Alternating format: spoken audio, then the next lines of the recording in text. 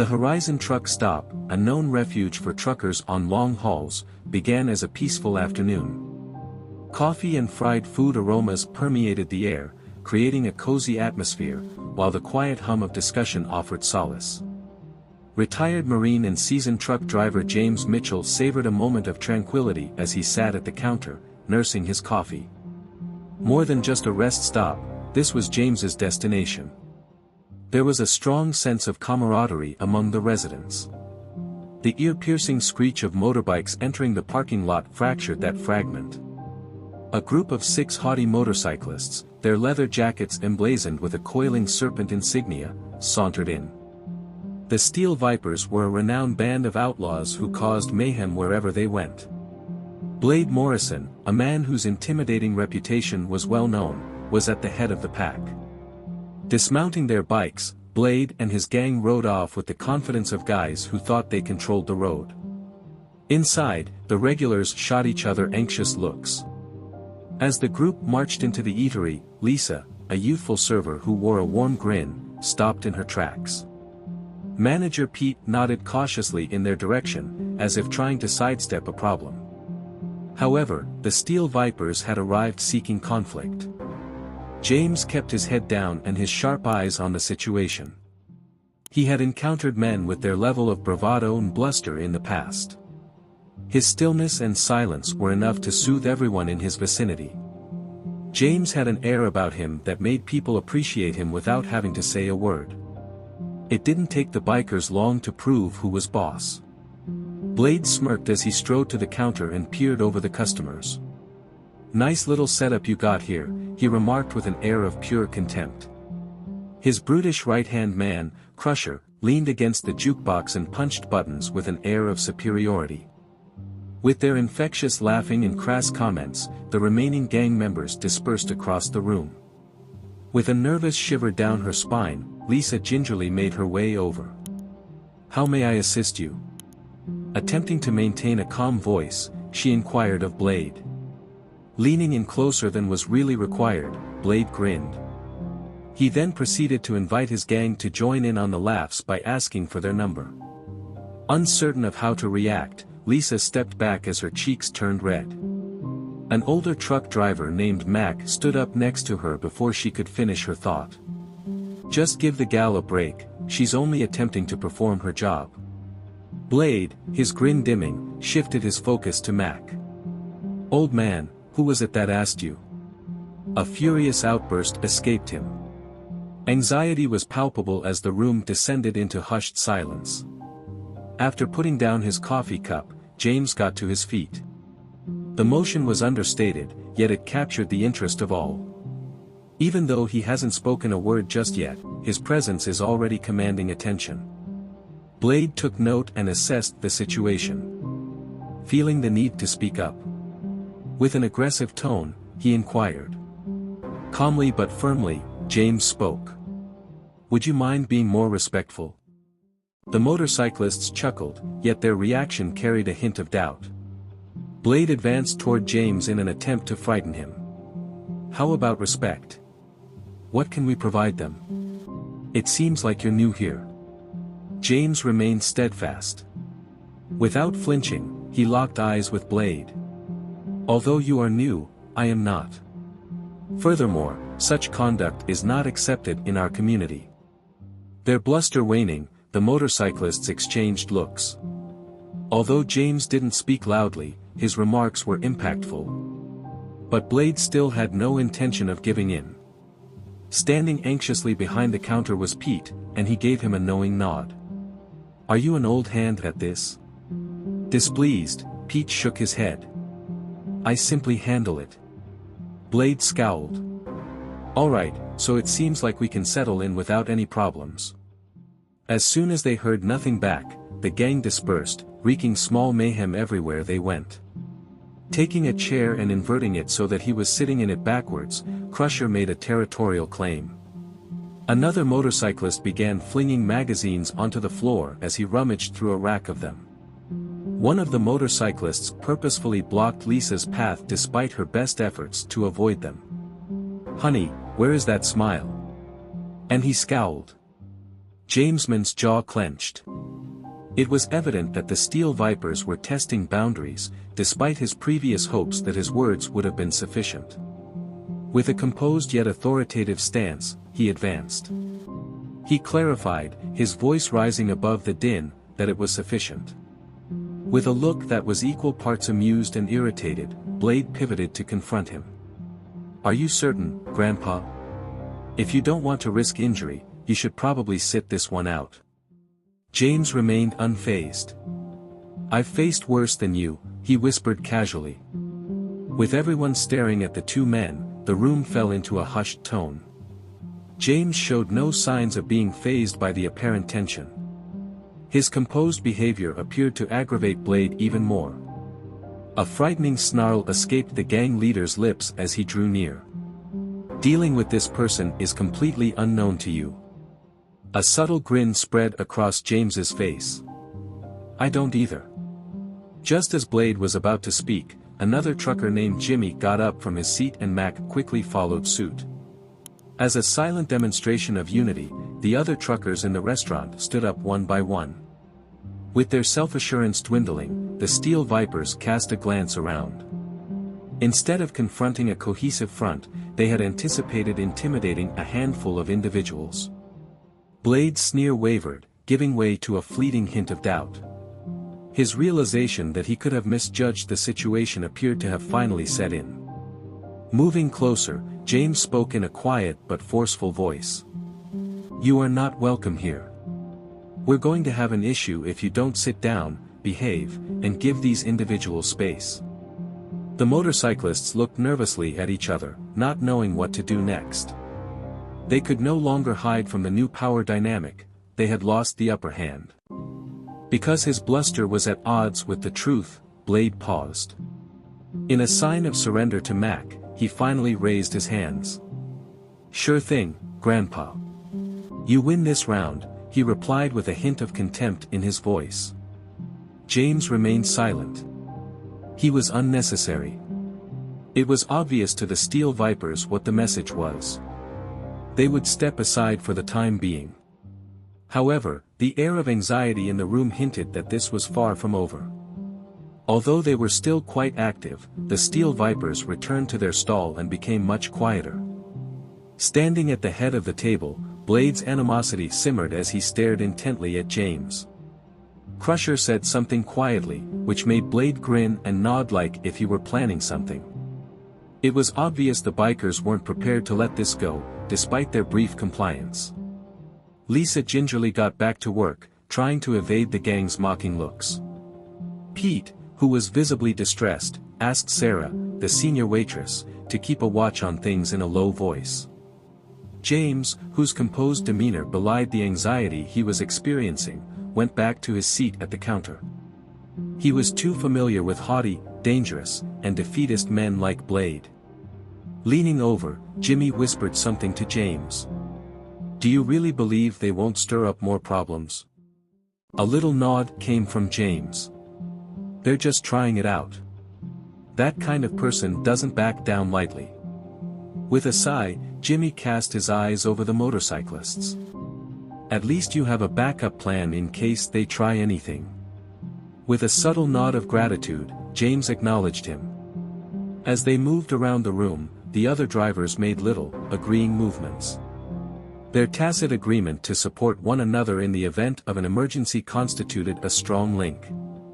Leaning back in his seat, Blade played carefree finger drumming on the table at the steel serpent's booth.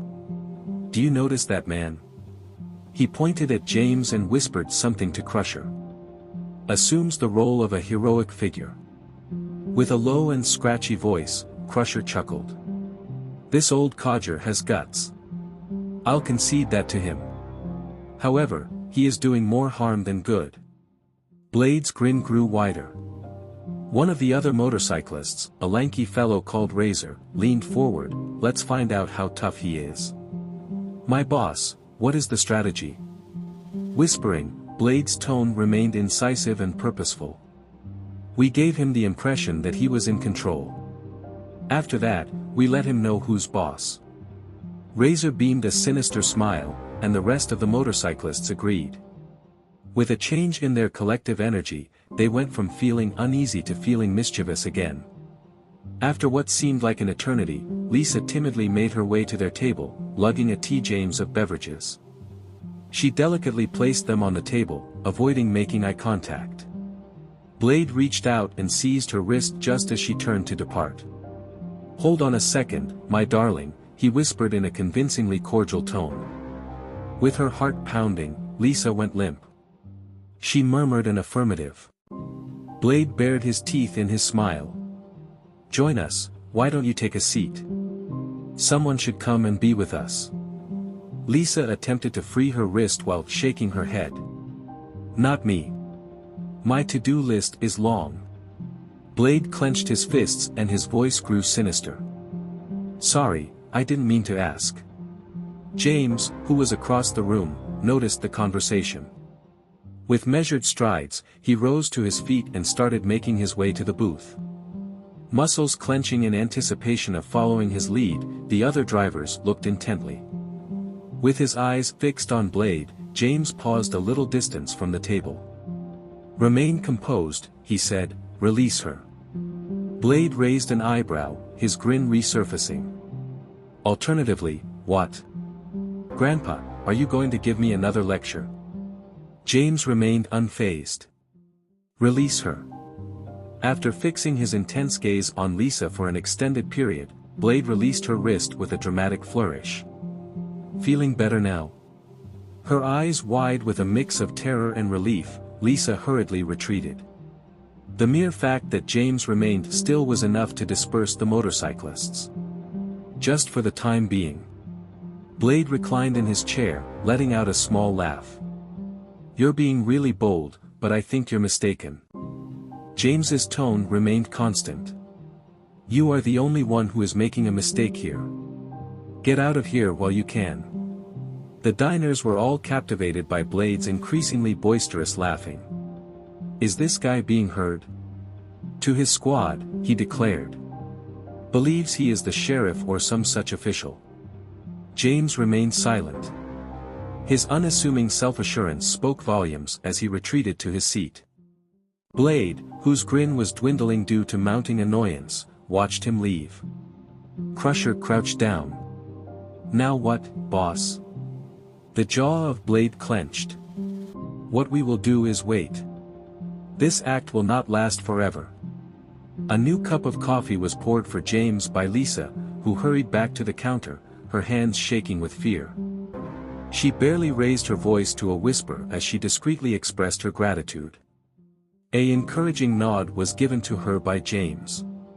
"Do not be afraid, you are secure here." Lisa forced herself to smile, but her expression bet James the residual terror in her eyes. From behind the counter, Pete had been watching, and now he came forward. "What you're doing is great, James, but be careful with those guys. Perhaps we ought to contact the authorities." James made a dismissive gesture with his hand. "Not just yet, we need to observe how things develop." Pete was hesitant at first, but he eventually trusted James's opinion. He had seen the former Marine's demeanor in person and relied on his gut feelings. However, everyone could feel the tension building up in the room, and they all knew that things would eventually go out of hand. The Steel Vipers stayed in their booth, whispering to one another as their raucous laughter subsided. Blade watched James intently, his face bet Jamesing a combination of wrath and cunning. Whatever he had in mind, he certainly wasn't going to ignore this. There was a growing sense of unease in the diner as the minutes passed. Despite their apparent composure, the truckers were actually on high alert. Their unity was clear from the subtle nods and glances they exchanged with one another. They anticipated impending conflict and were prepared to unite in defense. James slumped into his chair, his body at ease and his intellect alert. He was no stranger to high-stakes confrontations like these, where an error of judgment could trigger a chain reaction. Even though he wasn't seeking conflict, he was ready to engage in physical altercation if required. All he could do for the time being was wait. Despite the pervasive tension, the diner descended into an unsettling silence. While Blade and his gang stayed at their booth, they pretended to drink and plotted their next move. Seated at the counter, James gave off an air of composure, yet his keen eyes caught every detail. As they stood in various corners of the room, the truckers all seemed to be silently determined. In case things became bad, they were prepared. Blade lowered himself to Crusher's level, his voice commanding yet subdued. "That old man is much too self-assured. We will find out his true level of toughness." Crusher cracked his knuckles and nodded. "Boss, just say the word." With a mischievous grin, Blade scanned the room before fixing his intense stare on Pete, who was frantically wiping off the counter. Whispering to Pete, Blade urged him to begin with him. Standing up from the booth and shambling toward the counter, Crusher smirked. The sheer size of Crusher was enough to frighten Pete, who froze as he neared. "Run this location, are you?" Crusher spoke at a volume that was audible to everybody.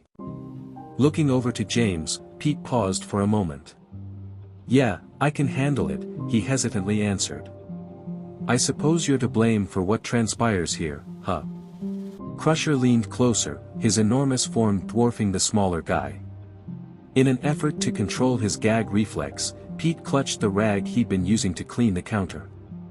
"Tell me what you need." As Crusher reached for a drink on the counter, he let out a low-key laugh. "This is merely a test to see how long your gear lasts."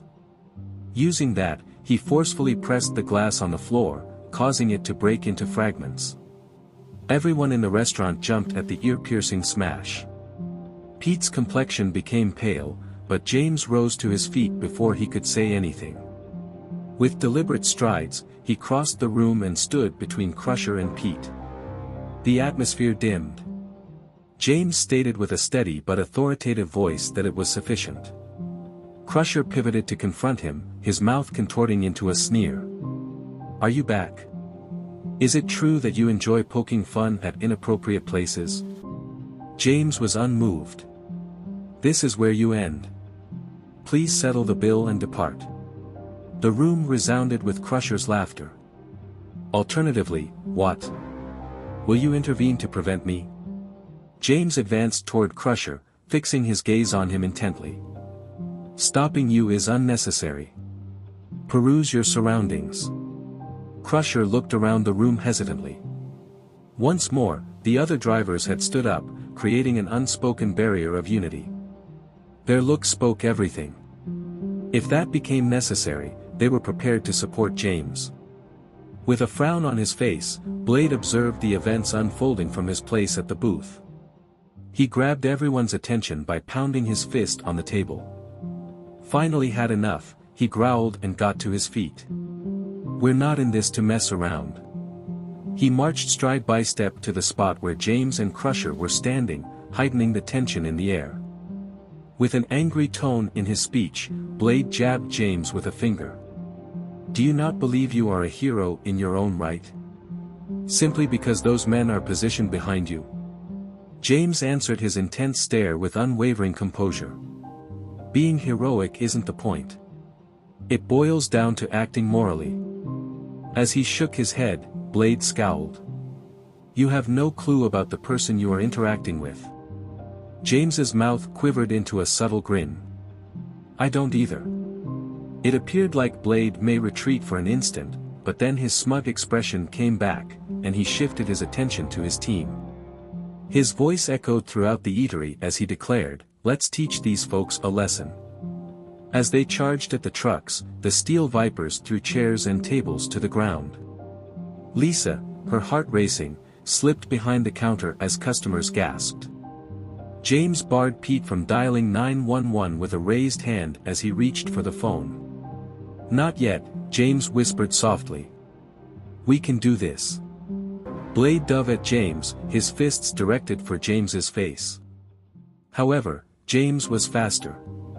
He expertly dove out of the way of the strike and seized Blade's arm, twisting it behind his back.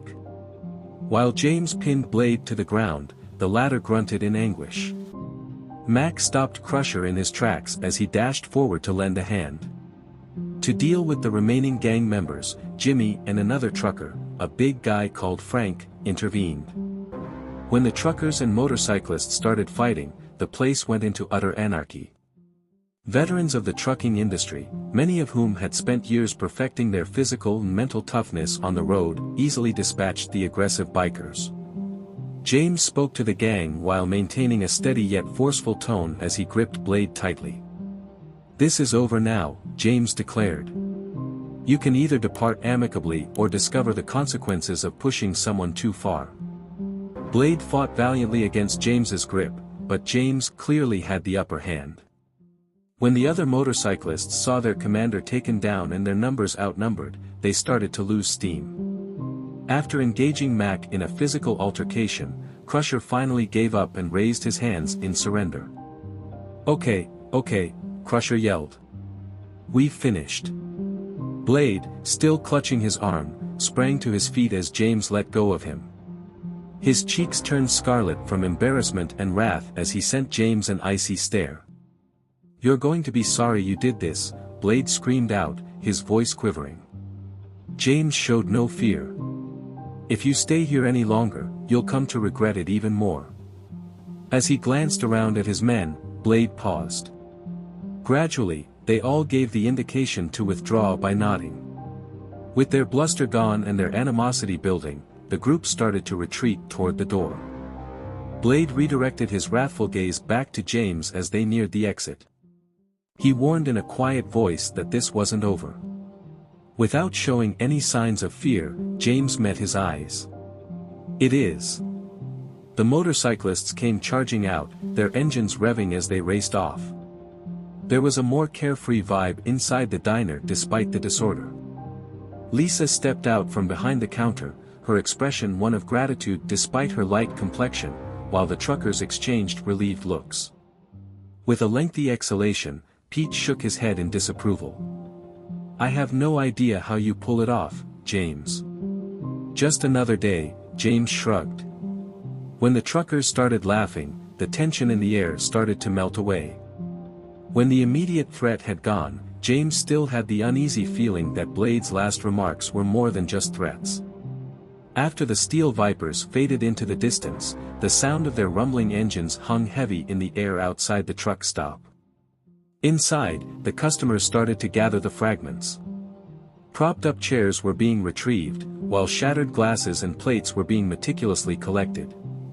They were now working together in harmony on the cleanup, thanks to the friendship that had held them together during the mayhem. Subtly assisting Pete, James collected the shards of the crusher's glass that had been shattered earlier. Lisa came up to James while holding a broom firmly. Her voice remained unsteady. "Why, thank you in words fails me." James smiled reassuringly and raised his eyes to meet hers. "Feel free to prioritize your own well-being." When Lisa finally spoke out, she wanted to know if you thought they'd return. James's grin started to wane. "They are the type of people that hate to lose, but we will be prepared for their return." With his hands slightly soiled from assisting with the creation of a table, Mac strode over. "We will deal with it collectively if they return." As a group, the truckers nodded in accord, sending a subtle but strong message that they were stronger when they worked together. Eventually, Pete, who had been on edge the whole time, calmed down enough to flash a mischievous smile. "Even if this isn't exactly what we were hoping for, James, I'm delighted you could make it." As any other person would have done, James shrugged. It was Mac who interrupted. For the most part, people would have done nothing. Chiming in from his position near the counter, Jimmy joined in. Except for James. Because of his innate sense, he is the first to react when he perceives danger. The compliments went unreceived by James. Instead, he paid attention to what was happening and, with Lisa's assistance, swept up the broken glass. As the others persisted with their cleaning, a sense of cautious hope settled in. There was less tension in the air as the truckers recounted their earlier mishaps and even Pete cracked a joke or two. However, James couldn't shake the uneasy feeling that kept popping into his head. His mind kept returning to Blade's leaving words, a subtle hint that the motorcycle leader wasn't done yet. His gut told him to be vigilant, and he had learned to trust them over the years. No one was at the truck stop when the sun went down. The majority of the truck drivers had gone back to their vehicles and were getting ready for the next round of their trips. In the kitchen, Lisa and Sarah were at one another's sides as they prepared food for the few remaining customers. As soon as the rush had worn off, Pete's normally upbeat attitude returned, and he rested his head on the counter. Sitting at the counter with a new cup of coffee in his hand, James lingered behind the scenes for longer than normal. Jimmy slid into the stool next to him and joined him. "You really believe those dudes will return?" Jimmy finally broke the ice with an inquiry. James answered after taking a little drink of his coffee. "My money is on it." Jimmy gave a glum nod. By all appearances, they were not the kind to simply move on. James concurred that they aren't. However, they will give this place more thought before risking anything here.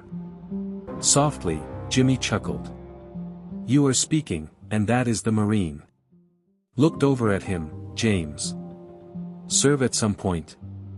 A disapproving shake of Jimmy's head indicated his protest. "Yeah, my dad did, though.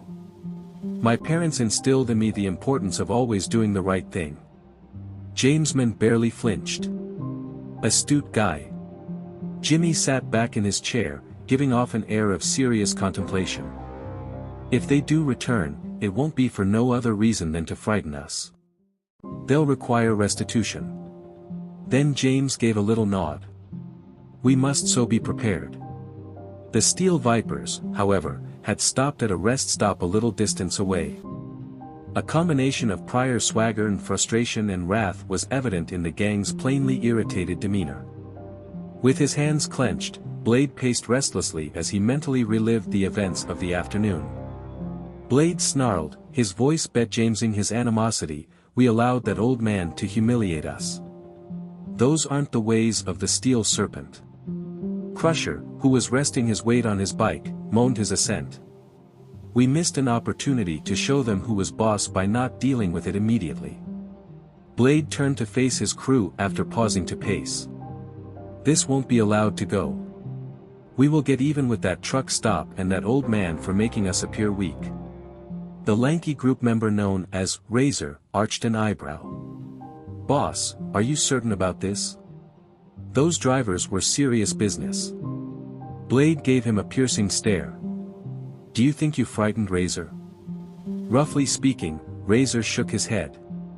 "Yes, I am considering the possibility that we should exercise caution." Blade scowled. "We will definitely be smart. They won't anticipate our return until it's too late. On this occasion, we will not be timid."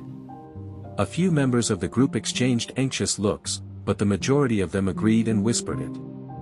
They were venturing into perilous terrain due to Blade's evident fixation for retribution. Still, nobody had the guts to confront him directly. James made up his mind to leave for the night at the truck stop. He thanked Pete, Lisa, and the other drivers and promised to return the following day with an update. A sense of impending doom followed him as he made his way to his rig. He stopped at the parking lot's edge and looked out into the distance. Though outwardly the night seemed calm, James was wise enough to know differently. Everything at the truck stop was running well again the following morning. As they filtered in, the regulars smiled and nodded to one another in a cordial greeting. After a good night's rest, Lisa was back at the counter, her normal cheerful self. While chatting with Sarah at the register, Pete made light of the previous day's events. However, James was extra prompt in his arrival, and he parked his trailer where he could see the whole lot. He had no intention of risking anything. He desired to be prepared in case the Steel Vipers intended to return. Upon seeing James arrive, Jimmy went over to the counter to join him. "I was also unable to sleep, was I?" Jimmy said with a hint of humor. James made a dismissive gesture with his hand. "I get the impression that we haven't encountered them yet." "Ugh," Jimmy said with a heavy heart. "Seems like we should be prepared then." Then James gave a little nod. "We intend to." Steel Vipers were already circling back, unbeknownst to the truck stop patrons. The sound of their motorbikes was like a storm brewing. Blade's scheme was uncomplicated. As a surprise, remind everyone who was in control. Blade, however, failed to appreciate the indomitable spirit of this trucker community. Customers at Horizon Truck Stop went about their morning routines in the cool, fresh air. Staying close to the counter, James diligently monitored the parking lot. Lisa smiled slightly as she replenished his coffee. "Is it your sincere belief that they will return?" Quietly, she inquired. James paused to drink before responding. "Indeed, they will. They don't simply disappear. However, we will be prepared this time." Lisa walked back to the kitchen with a tiny quiver in her palm, but she nodded nonetheless. The truckers appeared unfazed by the events of the previous day, yet their determination was palpable. Nobody wanted the anarchy they had witnessed caused by the steel vipers to happen again. With a platter of eggs and toast in tow, Jimmy accompanied James to the counter. "If they return, then what will be done?" With an air of casual concern, he inquired. James looked up from his coffee and locked eyes with Jimmy. "We remain composed, we unite, and we send a strong message that they are not welcome." A hint of uncertainty crossed Jimmy's face as he nodded. "I sincerely hope they refrain from going overboard." The early silence was broken before James could answer by the faraway sound of motorbike motors. As the noise increased in volume, heads cocked and silence descended upon the eatery. While joking with Sarah, Pete suddenly stopped laughing. With a worried look on her face, Lisa peered out of the kitchen. Mac, seated close to the window, mumbled something behind their back. Despite his composed demeanor, he was visibly upset. With a casual gait and intense gaze, James rose to his feet. To Jimmy and the others, he told them to remain put.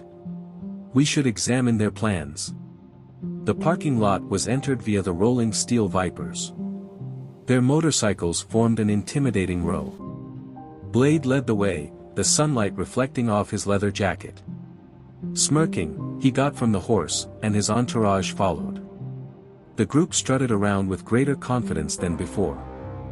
The atmosphere inside the truck stop was one of intense stress. With looks ranging from anger to fear, the customers watched as the motorcyclists drew near. White knuckles clutched the counter as Lisa clenched it. With a subtle look of needing reassurance, Pete glanced over at James. James nodded subtly, his composed expression reassuring everyone in the room. "Keep in mind," he whispered, "that we're better off as a team." With a loud groan, Blade pushed open the door, his grin expanding as he surveyed the room. He drew lead, and that was that. Evidently, the people wanted us back, so here we are. Nobody got back to me. Weakness pervaded the air. The stern expressions on the truckers' faces bet James their united commitment. Blade's smile wavered momentarily, but he recovered in no time. As he continued into the eatery, his boots scuffed the tile floor. With a cordial but mocking tone, Blade admitted that we had a rocky start yesterday. "I figured we'd stop by to set the record straight." The bikers were captivated by James as he confidently advanced, exuding an air of authority. "You've made your point, now go." Blade arched an eyebrow, his mischievous smile resurfacing. "You aren't exactly a warm and fuzzy host, are you?" Nothing moved James. "You are not welcome here. This is not the place for you." The motorcyclists looked at each other, their self-assurance shaky in the face of James's unblinking gaze. However, Blade had no intention of surrendering. As he approached James, he lowered his voice to a low growl. "So you believe you have the authority to direct our actions?" Responding calmly but firmly was James. "Well, I won't go into detail because you are well aware that you don't fit in here." The sound of Blade's chuckle was insincere. "Old man, I have to admit that you're rather courageous." Crusher advanced, his towering stature dominating the space, before James could answer.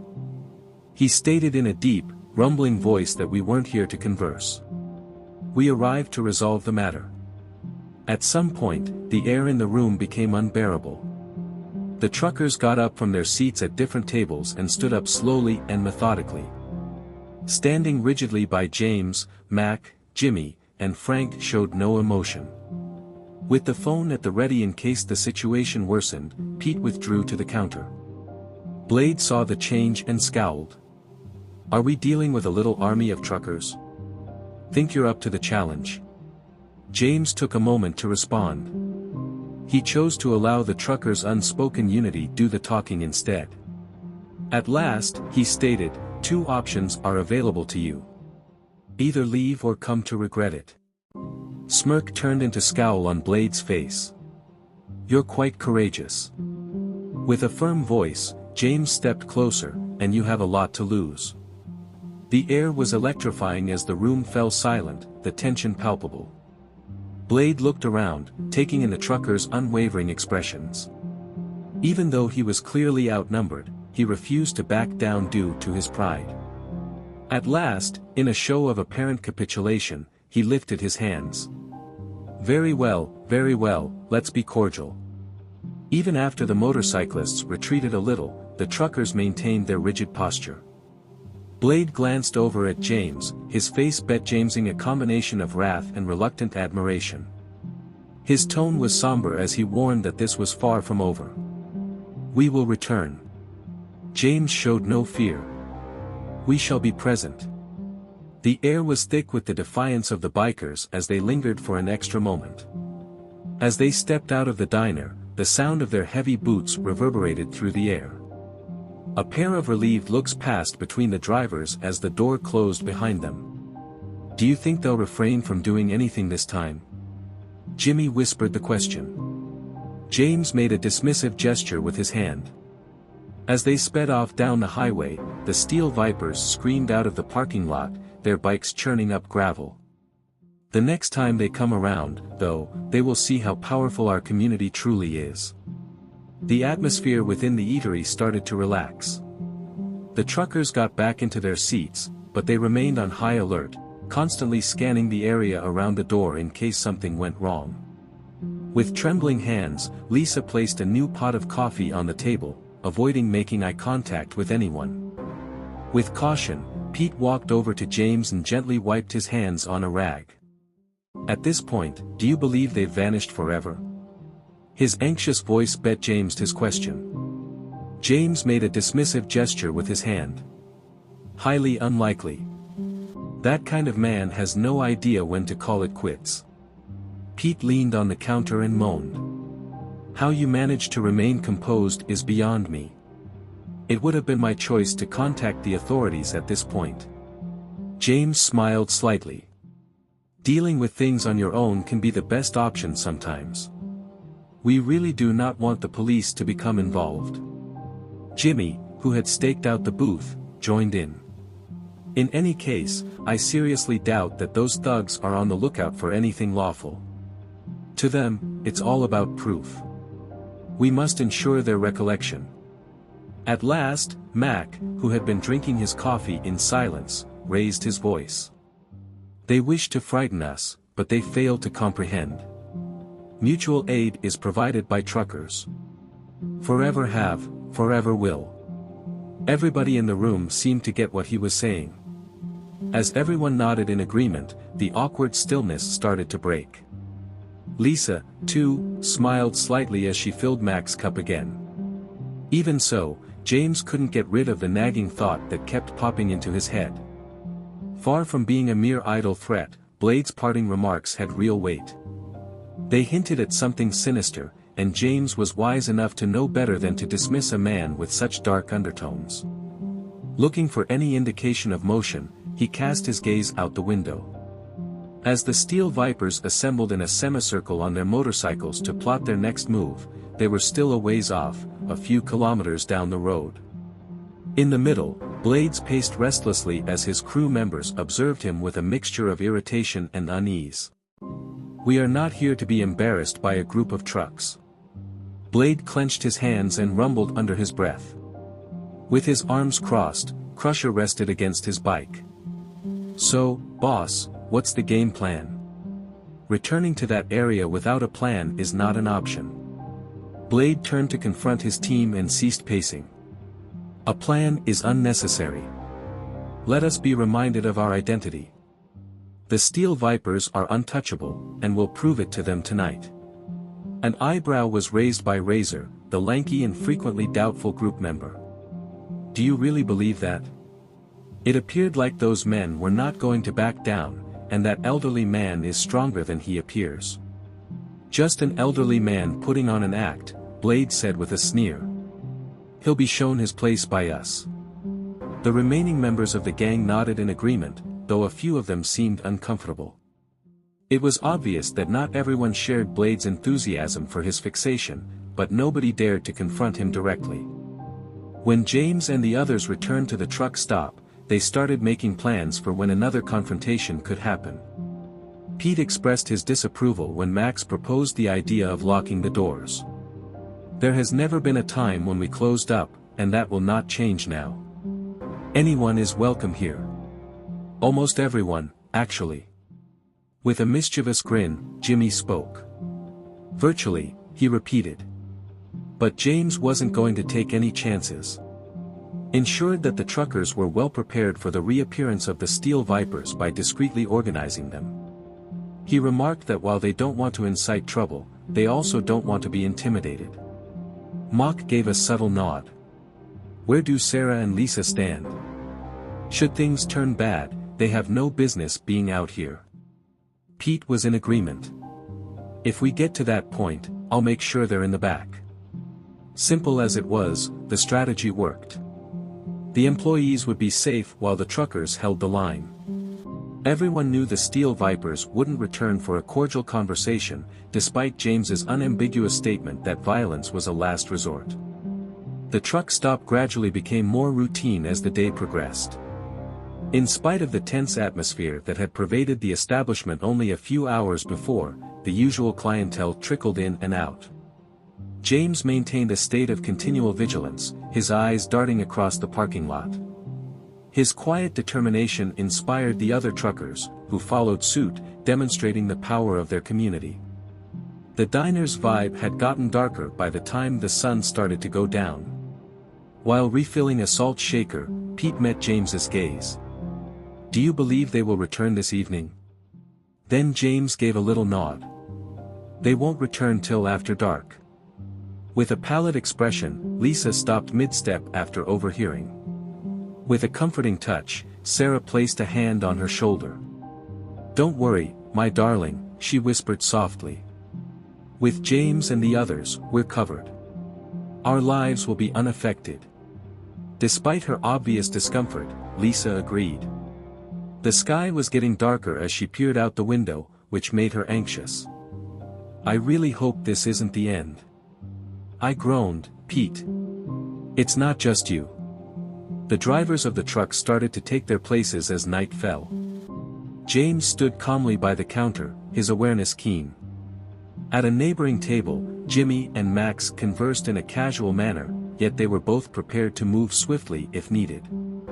With his normally cheerful disposition replaced with quiet resolve, Pete maintained a vigilant watch on the door. The stillness was shattered by the faraway sound of motorbikes outside.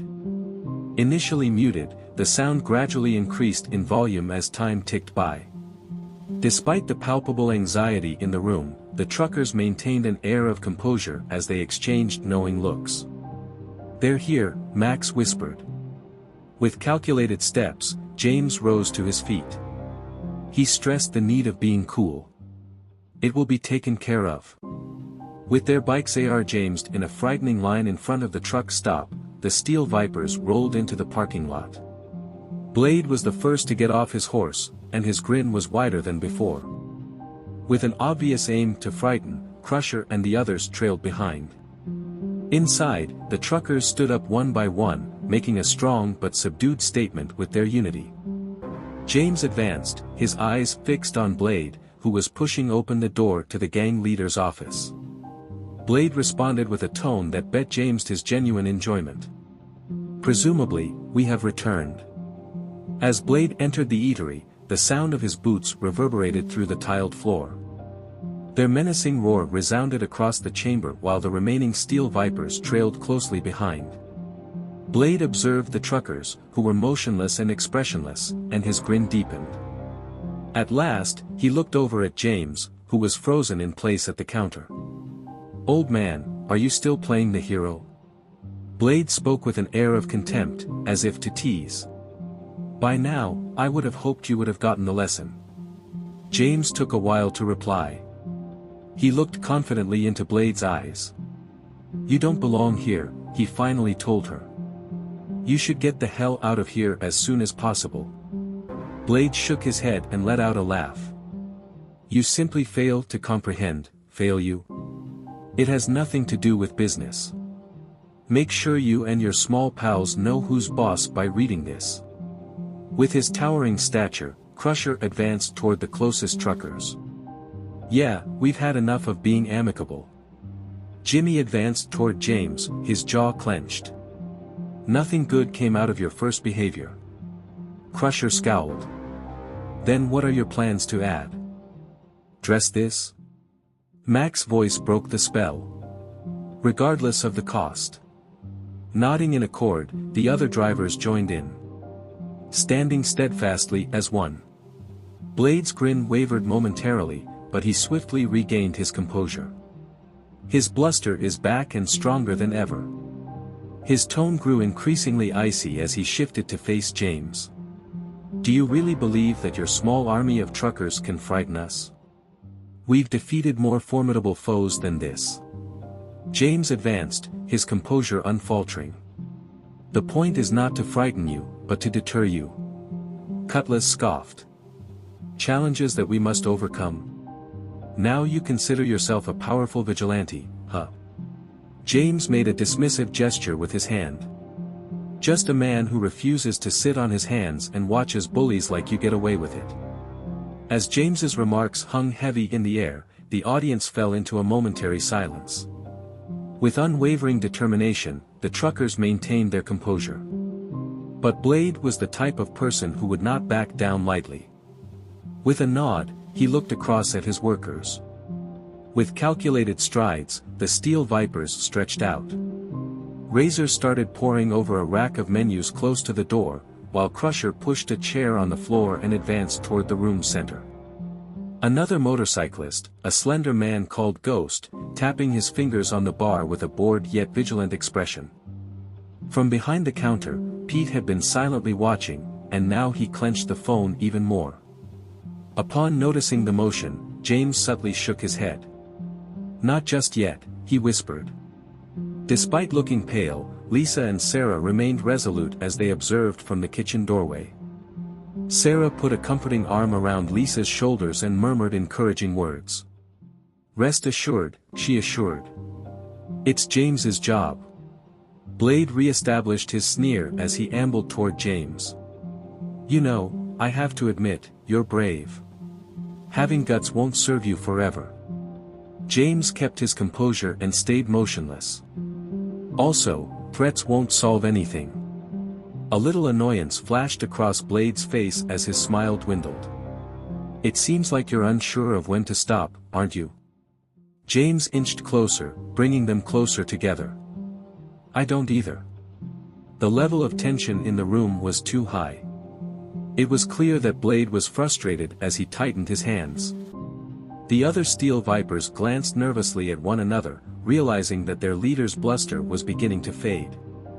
Crusher approached Mac with a confrontational attitude, as if he were constantly ready to escalate a dispute.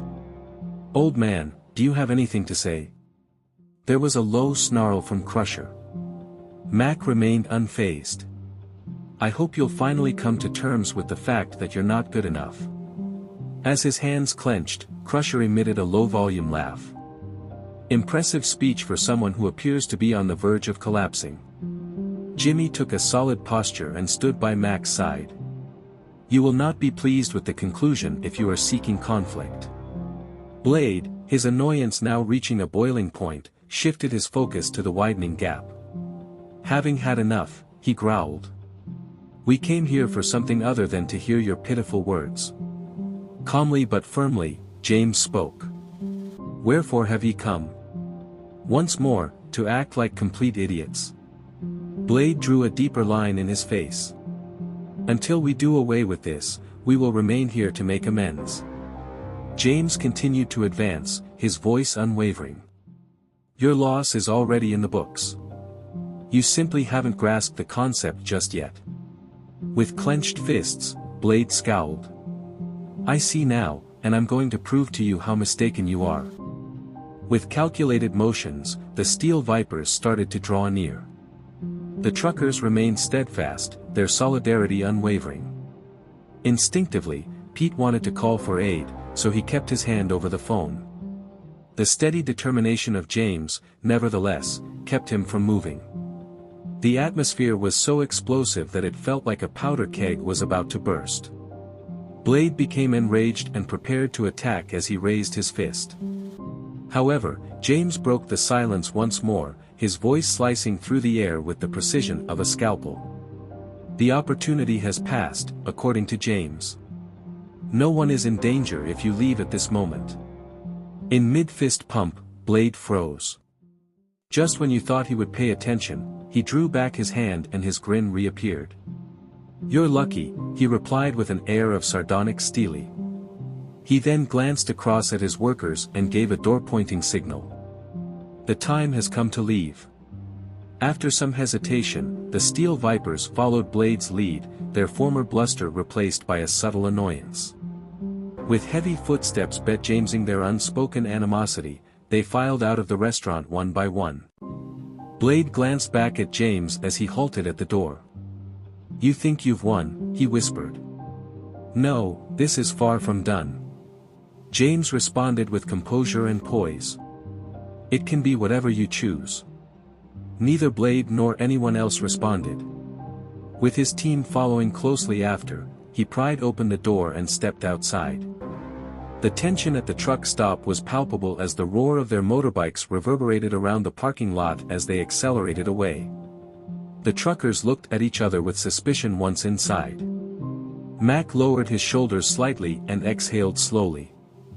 You really believe they've vanished this time? James made a dismissive gesture with his hand. Alas, we will be better prepared for the next occasion. There was a deep stillness at the truck stop as the roar of the steel vipers' motorbikes gradually dissipated. Even after the immediate danger was gone, the air of stress continued to fill the room. James sat down again, and Mac watched with narrowed eyes as he leaned against the counter. I thought they weren't finished yet. Mac whispered the question. James made a dismissive gesture with his hand. No, Blade isn't the type to shrug his shoulders and go on. He's trying to gauge our level of resolve by seeing how long we can resist. With his mouth clenched, Jimmy took a seat next to James. Their return will not be for conversational purposes.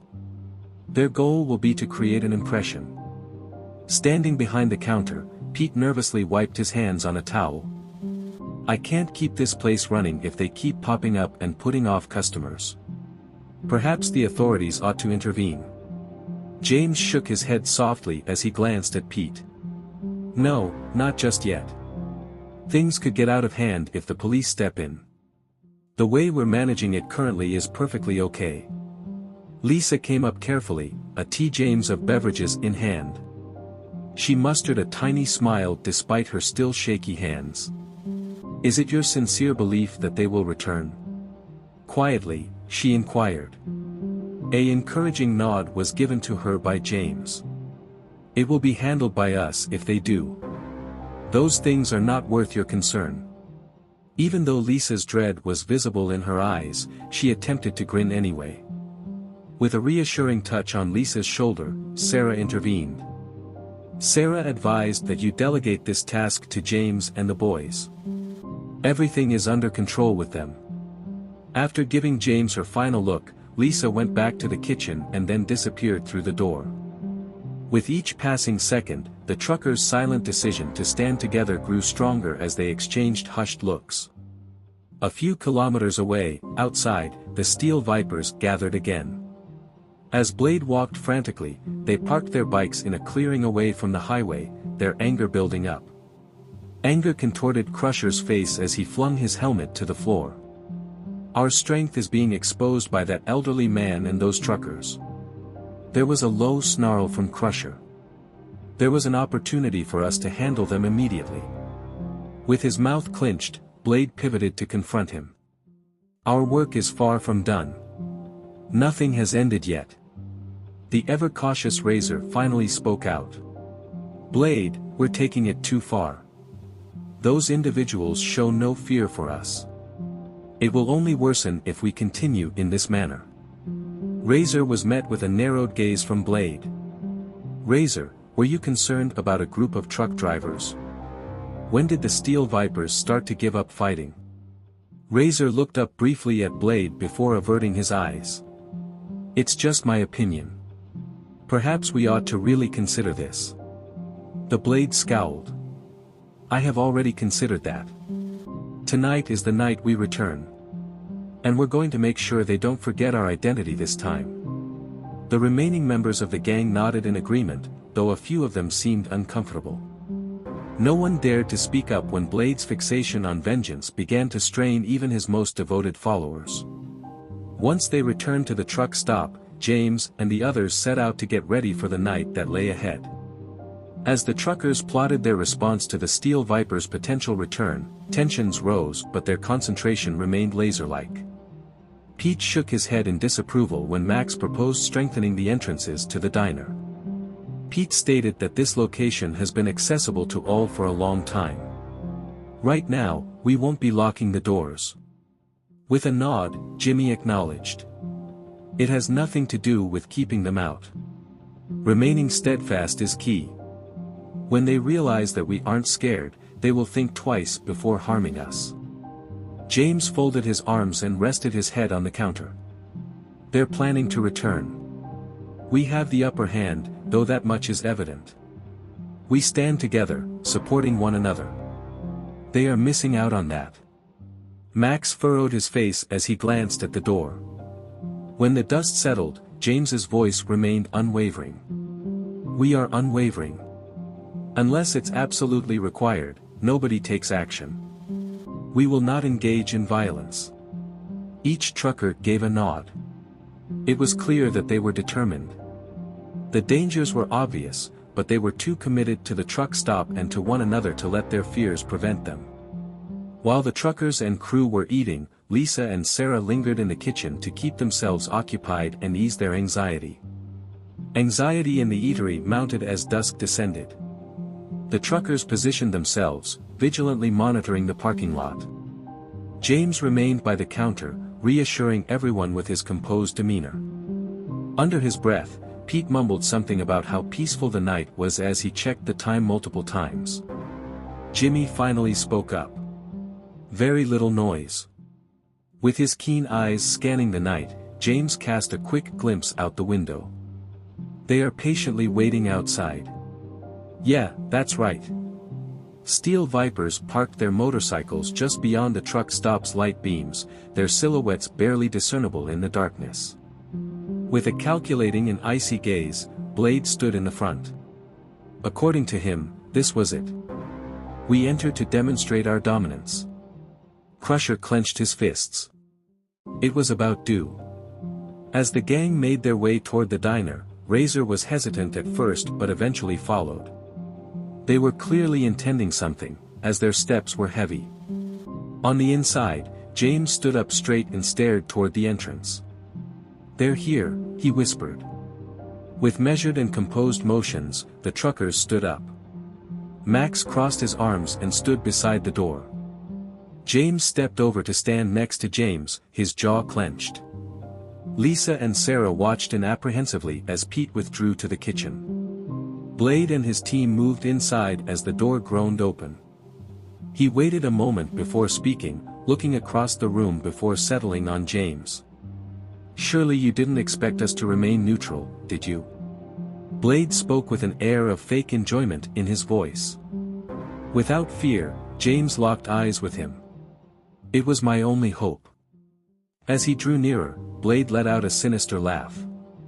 Old man, I'll admit that you're brave, but bravery won't get you far. James remained silent because he saw no need to. Standing silently behind him, the truckers sent a message. They had no plans to leave. For an instant, Blade's grin wavered, but his annoyance soon surpassed him. With a gesture toward the truckers, he returned to his team. "We'll find out how tough they actually are." As Blade's order lingered in the air, the steel vipers spread out across the restaurant. The room was filled with the dreadful sound of their boots pounding on the floor. As Pete apprehensively retreated from the register, Crusher crept over to the counter and loomed over him. Standing proudly by the jukebox, Razor tapped away as if he were the owner of the establishment. The other motorcyclists, who were dispersed, watched the truckers as if they were predators circling their victim. Standing firm in the room's center, James kept his cool and stared calmly at Blade. The truck stayed behind him, their unfaltering self-assurance radiating from within. Leaning against the wall, Mac kept his gaze fixed on Crusher. In case something went wrong, Jimmy was standing by the counter, prepared to step in. With a mischievous grin, Blade gestured around the room. "Is this a small army of truckers? You really believe that if we all stand together, we can defeat us?" James spoke with a calm and methodical tone. "You have already been stopped twice by it. You should probably just go before you make a fool of yourself again." As a covert act of rebellion, the truckers' laughter in response to James's comments touched a chord with Blade. Moving closer to James, he furrowed his grin into a scowl. Blade hissed, "But you're not as tough as you think," remarking on how wide your mouth is for an elderly man. "You are not as intelligent as you believe yourself to be," yet James showed no signs of fear. As James and Blade continued their standoff, the atmosphere in the room grew increasingly tense. Pete leaped when Crusher, visibly irritated, pounded his fist on the counter. Finally, Crusher yelled out, "We will resolve this matter." Jimmy advanced, his jaw clenched. "What you get out of a conflict is going to be more than what you expected." Crusher scowled. "Lofty terms. Perhaps you can provide some support for them." The room was suddenly quieted by James's authoritative presence as he raised a hand. He stated that there is no fighting. Even the motorcyclists froze for an instant at the commanding tone of his voice. As he studied James, Blade squinted his eyes. "You believe you have the upper hand here, don't you?" To his crew, he made a hand wave. Upon receiving his signal, Crusher snatched a chair and hurled it across the room to prove him wrong. Lisa, standing in the kitchen doorway, sprung to her feet in shock at the sound of the wood breaking on the floor. With a forceful tap on the shoulder, Mac halted Pete in his tracks as he advanced. As Razor approached the magazine rack, he hurled the carefully stacked books and papers to the floor. As the other motorcyclists got in on the action, they too knocked over chairs and tables. The devastation was premeditated, designed to elicit a response. James observed in silence, his face bet-Jamesing him. As Blade approached, James's voice pierced through the din. "Your point has been made. Proceed now." Blade chuckled icily. "We've only scratched the surface." It was clear that Jimmy was frustrated as he tightened his hands. "No way are we going to let them ruin this area," he whispered. James intervened by placing a hand on Jimmy's shoulder. "Not yet," James whispered softly. "Their own grave should be dug by them." Blade took note of James's restraint in speech, which only served to heighten his haughtiness. He approached James directly, his grin resurfacing. "Hey there, hero. What's wrong? Avoiding filth because you're too chicken?" Calmly but firmly, James spoke. "Nobody or nothing can frighten me, and I have the intelligence to know when to take action." Blade shook his head and let out a laugh. "Hold on a second. There is no way that you can halt our progress." A subtle grin spread across James's face. "I'll bet you're surprised." Even while the steel vipers persisted on their fury, the truckers remained steadfast. They refused to back down, and the bikers were more unsettled by their silent solidarity than they wanted to admit. As Crusher's frustration mounted, he looked over at Blade. "Why are we hesitating? We need to get this done. Blade looked around the room hesitantly. The steel vipers may have seemed confident on the outside, but they were actually outnumbered, and the truckers' will was unwavering. The motorcyclists' inability to maintain command of the situation became increasingly apparent as the standoff continued. Blade smirked and waved his hand dismissively at the end. He said, "Let's go," with an air of contempt. "Stop wasting your time on these dweebs." After exchanging doubtful looks, the motorcyclists eventually followed Blade. Their former confidence was dwindling, and they started to withdraw.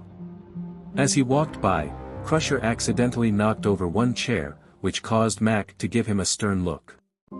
At the door, Blade halted and turned around to confront James again. He warned in a quiet voice that this wasn't over. Without fear, James locked eyes with him. "It can be whatever you choose." Blade remained silent as his face grew more menacing. With his team following closely after, he pried open the door and stepped outside. The chaos at the truck stop was accompanied by the deafening screech of their motorcycles as they sped off. Inside, the drivers of the truck started to gather the debris. Sturdy chairs were positioned and periodicals were collected from the floor. Lisa and Sarah came out of the kitchen looking exhausted and relieved. Pete shook his head as he walked up to James. "Says he has no idea how you'd pull it off." Interrupting with a stern voice, James stated that they will not return. "Until tomorrow night, no." As he lifted a shattered chair, Mac let out a chuckle. "I don't have as much faith in them as you do." James remained silent. Rather, he peered out the window and observed the dimly lit highway below. He had a feeling Blade and the steel vipers wouldn't be gone for long.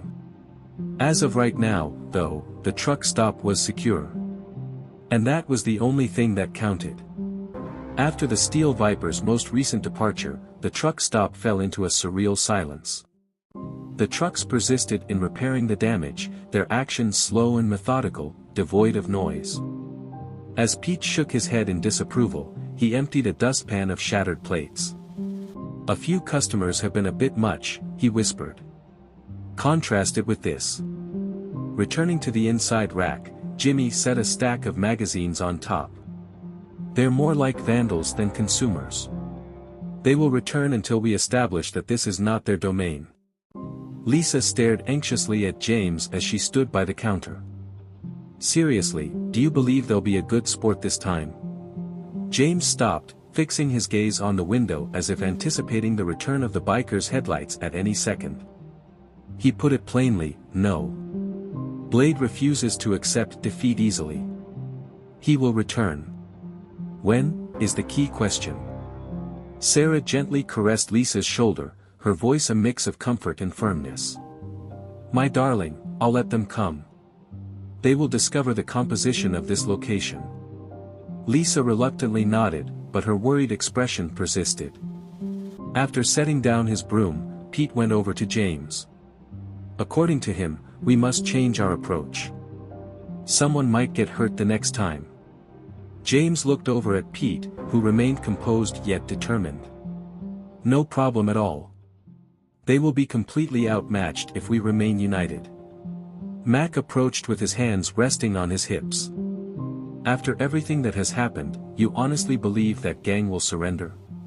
"Blade can't bring himself to give up that easily." Then James gave a little nod. "That's both his strength and his vulnerability, it's what makes him deadly." Jimmy arching an eyebrow. "Achilles' heel." James said that his pride blinds him. He can't see the forest for the trees because he's too busy trying to prove his dominance. It will lead to his demise. Looking at each other, the truckers felt more assured thanks to James's constant presence. However, the air of tension in the room persisted even as everybody got back to cleaning up. The steel vipers weren't done yet, and the next fight would probably be even worse, as was known to everyone. On the other hand, Blade and his team had met at a deserted warehouse outside of town. Tensions were high as the biker's former bluster gave way to pent-up resentment. Crouching down, Crusher scowled at his bike. He complained that this was becoming tedious. Those trucks treat the area like it's their own when we arrive. That's embarrassing. Angry at Crusher, Blade sat cross-legged on a box. Am I supposed to believe that I am unaware of that? They have numbers, and we have been embarrassed twice, but this will not end here. Razor gently raised his voice. Perhaps we should just let it go, boss. His men are more resilient than they appear, and that old man will not back down. Razor came under Blade's cold gaze as his voice grew icy. Razor, are you afraid of a group of truckers? Razor waved his hand in disapproval. Nah, I was only implying that we should probably give this some more consideration. The more we try to push them, the more they dig in, and they still won't budge. With a somber gaze, Blade suddenly rose to his feet. Nothing will budge me. Here, respect is key. If we withdraw at this point, nobody will ever take us seriously again. At last, the most reserved gang member, Ghost, cracked the whip. Where does this leave us? We can't just keep charging in there, even though you insist we're not finished. Blade's trademark grin was absent, but not for lack of assurance. They won't expect us to do this. Enter while the establishment is deserted. Give them the message that we may attack them whenever and wherever we choose. As he cracked his knuckles, Crusher beamed. There you go again. The drivers were completing their cleanup operations back at the truck stop. While Mac and Jimmy put the remaining twisted chairs back where they belonged, Pete and Lisa set out to straighten the counter area. James kept his gaze fixed on the parking lot as he stood beside the window. As if in the stillness just before a tempest, he could sense the tension rising. Jimmy leaned against the wall with him. Do you honestly believe they will attempt something new this evening? Then James gave a little nod. Indeed, they will. Blade can't wait, he's furious. Mac walked over after overhearing. I guess we should be prepared then. As he faced the group, James spoke in a steady but assertive tone.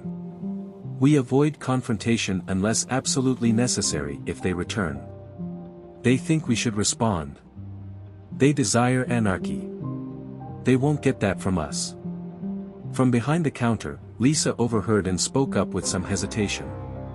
If they intend to cause harm, though, what then? Next steps, shall we take? James glanced at her, his face warming. We don't seek conflict, but we do what's necessary. With silent agreement, the truckers nodded. Pete furrowed his brow as he peered at the wall clock. According to him, it's becoming late. You need to get some sleep, don't you? I will monitor the situation. James made a dismissive gesture with his hand. Fail miserably. They won't return till after dark. We're here to stay. A smile spread across Jimmy's face. Leaving you here to deal with it on your own wouldn't feel right. Pete groaned, but he remained silent. The trucker's point was valid to him. Leaving at this moment would leave them exposed. On the contrary, he made his way to the kitchen to see how Sarah and Lisa were doing with the nighttime cleanup.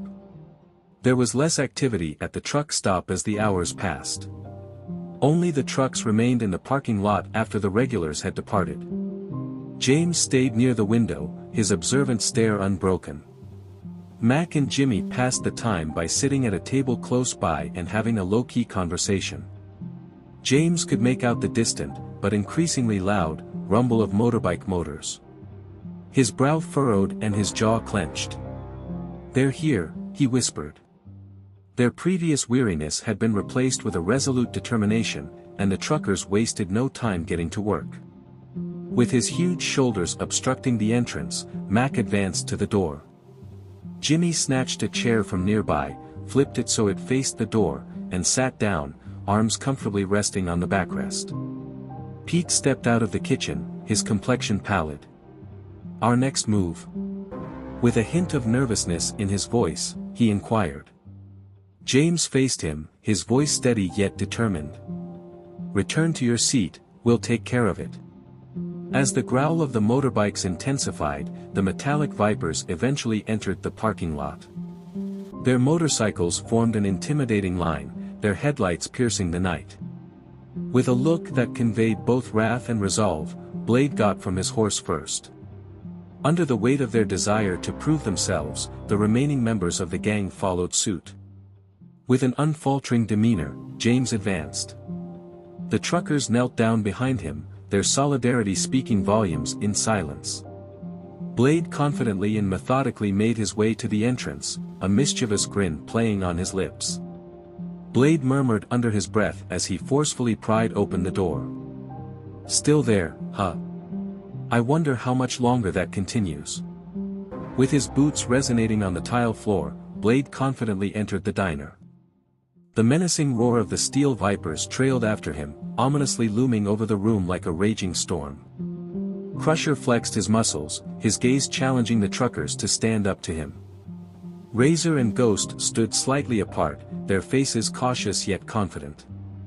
Blade drew back from James a little distance, his sneer cruel and derogatory. "It seems like you're unsure of when to stop, aren't you?" The words came out of Blade's mouth with an air of fake pleasure. "I thought truck drivers were supposed to have a head for business." James remained composed and unmoved as he stood firm. "And here I believed motorcyclists were savvy enough to know when to back down." The truckers following James let out a low-volume giggle, and Blade's mounting annoyance was fueled by their harmonious silence. Once again, he advanced, his grin gradually disappearing. "Do you find this amusing? So you consider this to be a game?" James's tone remained constant. "Playing this will not make you stupid. This isn't the place for you, Blade. Get out of here while you can." Blade clenched his hands and his jaw became tensed. Crusher advanced toward the trucks, his enormous stature casting a shadow over them. "The tiny speeches you've been giving have had enough," Crusher rumbled.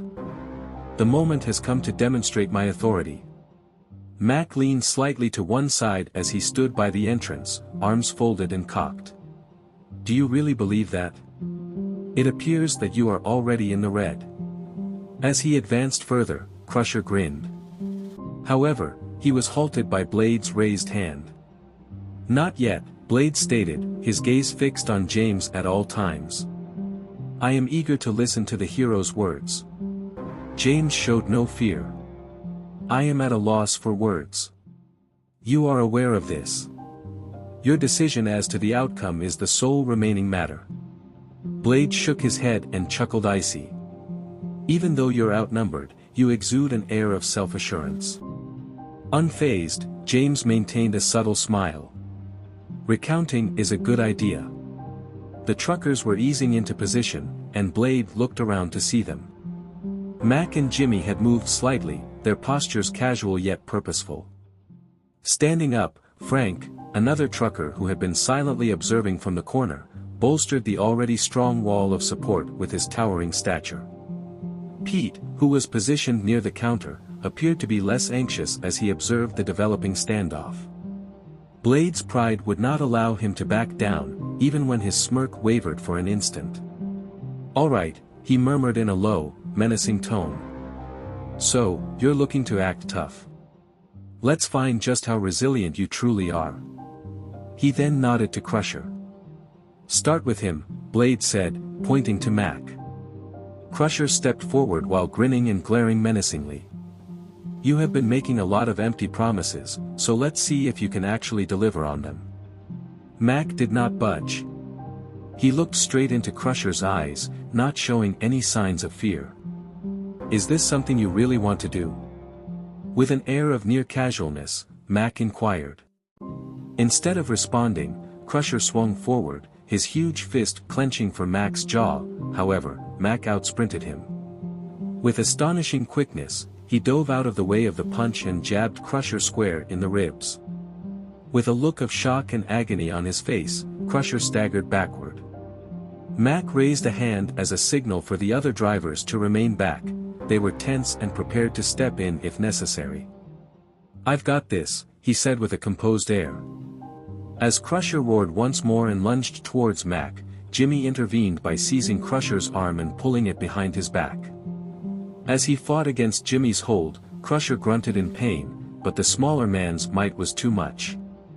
James finally spoke up, his voice slicing through the din with an axe. "Now this is over." A scowl took the place of Blade's smirk. "Think this is finally over? We've only scratched the surface." Silencing the room, James stepped closer to Blade, his demeanor composed yet authoritative. "Just so we're clear, it's over when you say it is. Returning to this place will expose you to more than just us. Be prepared to face the law."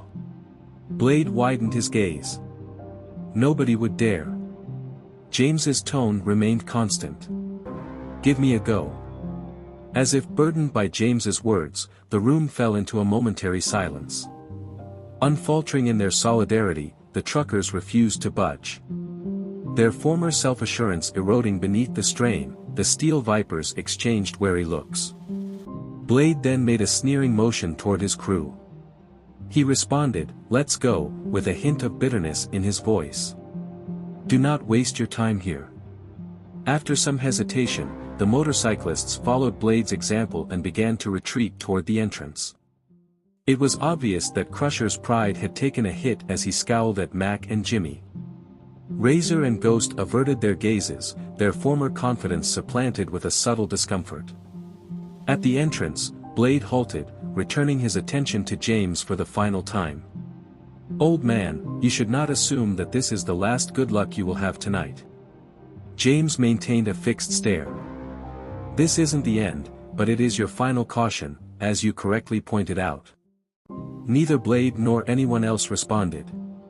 With his team following closely after, he pried open the door and stepped outside. Once again, the air was filled with the rumble of their motorbikes as they raced into the darkness. The truckers heaved a sigh of relief as a group inside the diner. Mac loosened his shirt and beamed.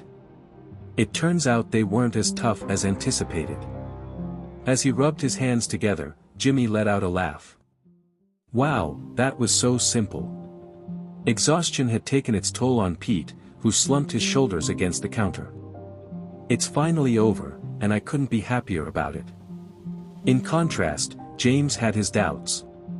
His keen intuition told him that he would not see Blade and his group again, so he lingered in the parking lot. At least the truck stop was secure for the time being. There was a strange quiet at the truck stop once the steel vipers departed. Though temporarily relaxed, the truckers maintained a state of heightened vigilance. Pete, clearly exhausted, rubbed his temples. A low-level voice whispered, "I can't continue. Rest assured, they will return. Surely you are aware of that." James remained still, standing beside the window. "They may try, but the more they strain, the more they see that we're not going to give in." With pale but resolute expressions, Lisa and Sarah came out of the kitchen. Lisa wrung her hands nervously as she cautiously approached James. "Is it permanent, in your opinion, Mr. Mitchell?" James faced her, and her anxiety was eased by his composed expression. "Yeah, Lisa. Even though he acts stronger than he is, Blade isn't the type to just disappear." Interjects Jimmy, who was seated at the counter. "Fear is the lifeblood of men like Blade. He intends to intimidate us into surrendering. The problem is that when people band together, fear becomes ineffective." In his chair, Mac leaned back and nodded. "Additionally, we have demonstrated that we are completely unfazed." Lisa forced a half-smile, but her shoulders still showed signs of tightness. "Ideally, you would be correct." She felt Sarah's reassuring arm wrap around her. "You entrust these young men with the difficult tasks. With them here, we're secure." On the other hand, Pete wasn't as comforted. When they quit playing, what will happen? They may return with more lethal weapons the next time. A little shadow fell across James's face, but his voice stayed the same. "Then we will take care of it, no matter what." Angry and frustrated, the Steel Vipers had reunited at their temporary base outside. With his hands tightly clasped, Blade marched before his men. A low, menacing growl from his lips as he warned that we were far from done with them. Not even close. Crusher, whose pride was still hurting, rested his head on his bike. "So, what's the score? The truckers are refusing to back down, and the old man has really infuriated them." Blade halted his pacing and pivoted to confront him. "They are caught unawares by us, we strike when they are least prepared." Skepticism etched on Razor's face as he crossed his arms. "Blade, are you certain about this? They have figures. How about that elderly man? No one can fool him." The shine of the blade dulled. "So, you're implying that we're not up to the task?" After hesitating for a moment, Razor shook his head. "Actually, what I mean is that we should give this some serious consideration. Returning there unprepared will just lead to further embarrassment." The blade scowled. "For that reason, we will be returning tonight. Our relentless pursuit will continue until they beg us to quit." As a group, the gang members looked at each other nervously before nodding in accord. Although Blade's fixation on retribution was beginning to grate on some of them, his tenacity was infectious. The truckers returned to the rest area and started getting ready for the night. To keep Pete and the others from becoming alarmed, James and Mac whispered possible plans of action. James emphasized that we need always be prepared. It won't be for just intimidating purposes if they return. They want to get into an argument. With a nod, Mac concurred. The advantage, though, is with us. What we're capable of is unknown to them. Jimmy leaned in, having been listening close by. Where do the others stand? If things go wrong, Lisa, Pete, and Sarah cannot be here. Jamesman's jaw clenched. We will ensure their safety by repositioning them to the rear. Lisa stepped forward, her face beaming her uncertainty but her determination, while the truckers worked out their strategy. How may I be of service? James glanced at her, his face warming. Lisa, you have accomplished more than enough. Remain in the rear alongside Pete and Sarah. I can help you the most if you do that. After preparing to argue, Lisa bowed in recognition of the seriousness of the situation. Sarah had already begun to gather supplies for what would be another long night in the kitchen when she vanished inside it. There was less activity at the truck stop when night fell. After the regulars departed, the parking area was deserted except for a small number of rigs. James kept close to the glass, his penetrating gaze fixed on the far horizon. Around the eatery, the other drivers took up advantageous positions. Their unwavering determination is evidence of their solidarity. Despite James's insistence that they stay open, Pete made sure to check the locks on the doors. Just in case, Pete remarked in response to James's raised eyebrow. Softly, Jimmy chuckled. Looks like we're all on edge, aren't we? James remained silent. He couldn't take his eyes off the distant, barely audible rumble of motors. At first, it was barely audible above the diner's background noise. The sound, nevertheless, intensified with the passing seconds. It was the distinct rumbling of approaching motorbikes. Smiling, James announced their arrival. Without hesitation, the truckers got to work. With his huge shoulders obstructing the entrance, Mac advanced to the door. After snatching up a chair, Jimmy turned it upside down and sat on its back, arms resting on its backrest. With a resolute expression on his face, Pete quickly made his way to the kitchen to be with Sarah and Lisa. A frightening procession of steel vipers on motorcycles entered the parking lot. With slow, sure steps, Blade got off his horse first. After hesitating at first, the rest of the group eventually joined in. With his sneer fixed firmly in place, Blade pushed open the door of the diner. "Oh, my," he remarked with a sarcastic tone. "Were we not missed?" As James took a stride forward, the room was overcome by his composed demeanor. Blade expanded his smirk, although not considerably. "We aren't going anywhere, so that's disappointing." Slowly but surely, the truckers stood up, their solidarity a powerful but unspoken protest. Jimmy and Mac stood rigidly on either side of James. Blade looked around the group, his grin fading a little when he realized how well prepared they were. "Are you incapable of learning?" James confirmed it with a steady voice. "Do not miss this opportunity. Get back on your feet and go." Blade scowled, but his laughter was insincere. "Do you honestly believe you can frighten us?" A slight grin spread across James's face once more. "No need to be frightening, I simply must remind you of the consequences of pushing people too far." Blade's scowl took the place of his smirk. He snarled, "All right. I'd like to see what you have." Like a looming storm cloud, Blade's challenge lingered in the atmosphere. The steel vipers were so intimidating that they stretched out across the entire restaurant. Razor smirked as he made his way toward the counter, and Crusher advanced with his massive shoulders nearly obstructing the light from the door. The presence of Ghost, with his disconcerting calm intensity, hovered near the entrance. James remained steadfast, his eyes fixed on Blade.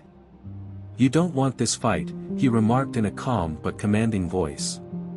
"It's obvious that you're outnumbered." Blade let out a low laugh, devoid of his customary machismo. He retorted that being outnumbered does not necessarily indicate being outmatched. "I've dealt with worse." Jimmy, who was sitting close by, stooped a little. "Nobody has ever done something like this." A silent but noticeable force, the trucker's unity stayed constant.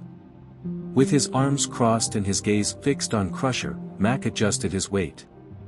Frank, who was standing close to the jukebox, sent a subtle message to the motorcyclists by cracking his knuckles. Pete, his face white with resolve, peered out of the kitchen. Standing behind him, Lisa and Sarah bet James a combination of dread and determination on their faces. Pete nudged them in a hushed voice to continue. "Give the men a break." Blade advanced toward James, his mischievous grin resurfacing. "Do you enjoy public speaking? Believe it accentuates your intelligence and power?" Without faltering, James continued. "Standing up for what's right is more important than appearing strong." The Blade scowled. "It's adorable. I'm curious to know the results." In an abrupt motion, Crusher snatched a chair and hurled it across the room. The noise it made when it crashed into the wall echoed throughout the restaurant. Pete reacted quickly to shield Lisa from view as she emitted a little gasp from the kitchen doorway. James showed no fear. He motioned for the truckers to remain in their posy. Tie-ins by raising his hand. "According to his stern voice, that's sufficient. It appears that your attempt to intimidate us is failing." With his fists clenched, Crusher scowled. "Well, I'm only scratching the surface." Blade raised a hand, immobilizing Crusher. "No problem," he whispered. "Do not be hurried." Everyone could feel the tension in the air. Violent tensions loom heavy in the atmosphere. The drivers were able to maintain their concentration because to James's composed demeanor. With his muscles taut, Jimmy leaned forward ever so slightly. Mac straightened up, his eyes fixed on Crusher the whole time. With a hint of irritation visible in his sneer, Blade advanced toward James once again. "Old man, you're adding unnecessary difficulty to this. Then we'll depart, just come back down." James widened his gaze. "You have previously stated that. Nevertheless, you are present." Blade became even more agitated by the other drivers' silent defiance as they giggled faintly. Frustration boiling over, he clenched his fists. "Very well," he scowled. "We can test your mettle if you insist on playing this manner." Crusher dove forward, punching Mac in the face, as soon as he gave the signal. Still, Mac was prepared. Crusher was sent sliding backward as he skillfully avoided the punch and responded with a powerful shove. Crusher was taken aback as Jimmy swiftly snatched his arm and twisted it behind his back. In pain, Crusher grunted as he fought Jimmy's hold. The other motorcyclists trembled, their former bluster fading. Frank swiftly intervened, issuing a stern warning, as Razor advanced near James. With a simple but powerful statement, Frank told Razor, "Don't." Razor was stunned. As the situation unfolded, Blade's irritation grew. "Think this is finally over?" His voice pierced through the din as he yelled. "Let's not stop here." James confidently advanced, his voice composed yet resolute. "No, you have no idea what it is yet." Blade remained motionless, his frown becoming deeper. Observing the trucker's resolute posture, he cast his eyes across the room. Neither of them was afraid. They were determined to stand firm. And it appeared like Blade finally understood he was going out of control. Crusher, who was still tightly gripped by Jimmy, gnashed his teeth and let out a growl. "So, what's the plan, boss?" Blade paused, his ego at odds with the gravity of their situation. At last, in a show of apparent capitulation, he lifted his hands. "Fine," he remarked, his tone betjamesing his contempt. "Here, you come out on top." With a sneer, Crusher staggered back as Jimmy released him. The other motorcyclists started to back off, their former self-assurance supplanted by a subtle sense of exasperation. Blade maintained eye contact with James for an additional moment. Blade warned in a low, menacing voice that this wasn't finished yet. James was measured in his reaction. "It can be whatever you choose." Neither Blade nor anyone else responded. He pivoted on his heel and marched briskly toward the entrance, with his crew at his heels. As they raced off into the night, the tension at the truck stop was broken only by the sound of their motorcycles. The truckers looked at each other with relief as they were inside. With a mischievous grin, Max pulled his shirt to the collar. It turns out they weren't as tough as anticipated. As Jimmy caressed his shoulder, he let out a laugh. "But they won't give up.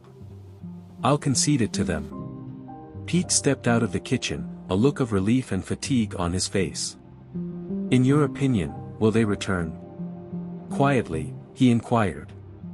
Before responding, James lingered beyond the horizon. "In that case, we will be prepared." Lisa spoke tentatively as she approached with caution.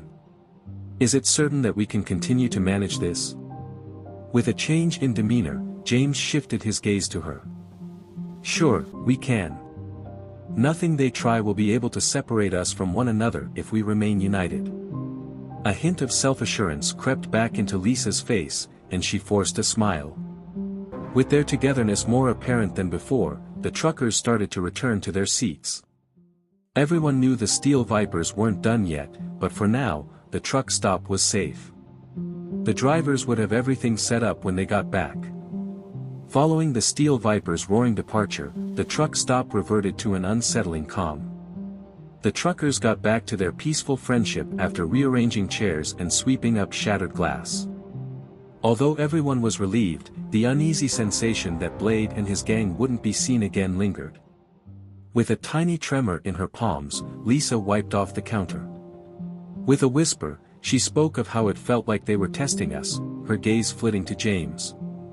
While assisting Pete in stacking chairs against the distant wall, James nodded. He claimed they were. Blade longs for mastery. The more we challenge him, the more his self-image deteriorates. Once he starts winning, he won't stop until he finds out he can't. Jimmy sipped his coffee while leaning on the counter. Then we must forcefully state that he is not going to be victorious. We spare no expense the next time he pays a visit. Mac mumbled his assent. They have little chance of succeeding as administrators if we give them that impression. They will finally give way under our pressure. With an unruffled expression, James straightened up and placed a chair on the floor.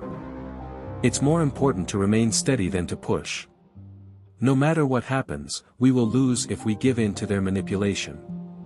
James could tell the truckers respected him because they nodded in silent agreement. As they weathered the storm brought on by the steel vipers, he became their de facto commander. Pete, who had been reluctant to confront the gang at first, now appeared even more determined. Pete used a stronger tone than before to declare that they are cowards. When they anticipate that no one will resist, they adopt an aggressive stance. Matt crossed his arms and added, and they've never faced anyone like us.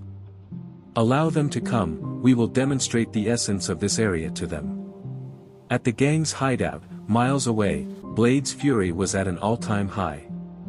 In the gloomy room, he paced restlessly as his colleagues watched him anxiously. Crusher, his pride battered, sat on a beaten crate. Ghost absent-mindedly fiddled with a knife, his expression illegible, as Razor rested his arms folded on the wall. Blade snarled and clenched his hands, demanding that this not end. They believe they can humiliate us and make us appear weak. We will make it clear to them who they are dealing with. Crusher raised his voice to speak, his tone gruff. Next, boss, what's the strategy? They still haven't moved after our 2 visits. Going back without a fresh approach is like circling around in circles. With his pupils constricted, Blade ceased his pacing. They are caught off guard when they least anticipate it, and we attack them harder and smarter. Blade, Razor scowled, they're prepared for us. They act as if they've been waiting all night every time we arrive. Blade whirled around, his intense stare piercing through Razor's remarks. Afterwards, we verify that they are unprepared. Quickly, we charge in and strike them where it hurts. For the first time, Ghost spoke in a quiet, measured voice. Blade grimaced in anticipation of any resistance. After that, we let them know who we are. As the sun fell, the truckers at the rest stop prepared for another long night on the road. Sharing laughs and anecdotes over coffee brought everyone closer together, and the stress seemed to melt away. After seeing the truckers in action, Lisa and Sarah were more sincere in their smiles as they carried out plates of food. Lisa offered Jimmy an egg plate and added, "You know, I think you might actually scare them." Jimmy politely declined. Even as he took a bite, Jimmy beamed. The wrong group is being messed with, and they need to know it. From across the room, Mac let out a laugh. Who knows? Maybe they'll have the good sense to find it out before they damage themselves. As he sat beside the window, James stared intently at the horizon. With his composed demeanor, he absorbed the conversation going on around him. Subconsciously, though, he was aware that Blade had more work to do. When it came to matters of pride, men like him were unyielding. With each passing hour, the truckers' anticipation mounted, and they became increasingly silent. While quietly grumbling, Pete checked the time on multiple occasions. It will be shortly if they are arriving. Lisa spoke softly as she walked over to James. Can you predict their next move? James was measured in his reaction. They'll do their best to throw us for a loop, to make us feel threatened. An scowl spread across Lisa's face. Are we, too? James cast an unfaltering, serene look in her direction. For the time being, absolutely. The night was shattered by the low rumble of engines in the distance, shattering the silence. The truck drivers gave each other knowing glances. A determined focus has replaced their earlier conversation. James sprang to his feet as the others did the same, moving with purpose. In a hushed voice, Max announced that they had arrived. With their motorcycles Jamesed in a frightening line, the Steel Vipers re-entered the parking lot. With a determined expression on his face, Blade got from his horse first. After initially being hesitant, Crusher and the others now proceed with determination. The truckers positioned themselves inside, making a clear and unspoken gesture of unity. Standing close to the entryway, Max's big shoulders partially obscured it. With his hands casually resting on the back of a chair, Jimmy remained at the counter. James maintained a constant presence by the window, keeping a sharp gaze fixed on Blade. Blade walked inside as the door swung open, his smirk resurfacing as he took stock of the area. Were we not missed? With a hint of scorn in his voice, he spoke. As James took a stride forward, the room was overcome by his composed demeanor. Not at all, he responded evenly, but I'm beginning to question the threshold for losing before the lesson sinks in. Blade's grin wavered momentarily, but he swiftly regained his composure. Is it over? Do you believe we're going down? No, Grandpa, we've only scratched the surface. James's tone remained constant. After this, it concludes. Sneering replaced Blade's smirk. Do you honestly believe you can defeat us? You're nothing more than a group of tough truckers acting. We refuse to budge, we are the Steel Vipers. James advanced toward Blade, his composed demeanor unfazed by his aggressive posture. He said that it could be your issue. When you're in over your head, you still don't know when to quit. The truckers took a moment to gather in formation, sending a message to the motorcyclists without saying a word. They had no chance of winning this fight. Standing firm by the entrance, Mac's arms crossed like a fortress wall. With his gaze locked on Crusher, who appeared poised to attack, Jimmy readjusted his posture. Frank crouched down at the counter, his towering stature serving as a subtle signal to the motorcyclists loitering around the booths. Blade's pride wouldn't allow him to back down, so he kept looking around the room, his confidence trembling as he realized how well prepared the truckers were. Do you really believe that being united gives you strength? His jaw dropped. Falling together is the only thing it implies. James showed no fear. Our strength is precisely in our ability to stand united. That is, unless you already knew better than to lead a group of guys into fights you had no chance of winning. With a low growl, Crusher advanced. Give it a rest. Let's get this resolved. Mac stood still and silently yet firmly before taking any action. You've embarrassed yourself twice, don't do it again. Stay out of it. The truth of Mac's remarks made Crusher pause, his rage at odds with himself. He, too, could perceive reality. Unyielding resistance had met every move they had made. Nonetheless, Blade was not yet prepared to release his grip. No, you don't terrify me, he growled at James. No one here does. As they drew nearer, James continued to advance. He spoke with a low voice that bet James his authority. No need to frighten you. This game is already lost to you. And you'll always end up on the losing end when you return. The motorcyclists shuffled uncomfortably, their previous bluster crumbling under the truckers' unwavering determination. Razor approached Blade with the utmost caution. Hey boss, he whispered softly. It might be time to give it a call. Nothing will change with this. Even though Blade gave Razor a hard look, he could see his team was losing faith because of the nods and nodheads from the other motorcyclists. Crusher, the most vocal opponent of confrontation, appeared to have second thoughts as well. James wasted no time in responding to Blade. This, he said, is your final opportunity. Just go. You won't be welcome back. Blade paused, his fear and pride at odds with one another. At last, in a show of apparent capitulation, he lifted his hands.